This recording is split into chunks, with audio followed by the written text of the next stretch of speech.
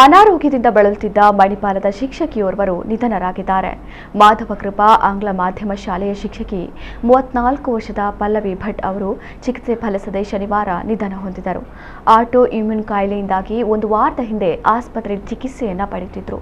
ಶನಿವಾರ ಚಿಕಿತ್ಸೆ ಫಲಕಾರಿಯಾಗದೆ ಅವರು ಕೊನೆಯುಸಿರೆಳೆದಿದ್ದಾರೆ. ಇವರು ಮಾಧವ ಕೃಪಾ ಶಾಲೆಯಲ್ಲಿ ಭೌತಶಾಸ್ತ್ರ ಶಿಕ್ಷಕಿಯಾಗಿ ಕರ್ತವ್ಯ ನಿರ್ವಹಿಸುತ್ತಿದ್ದರು.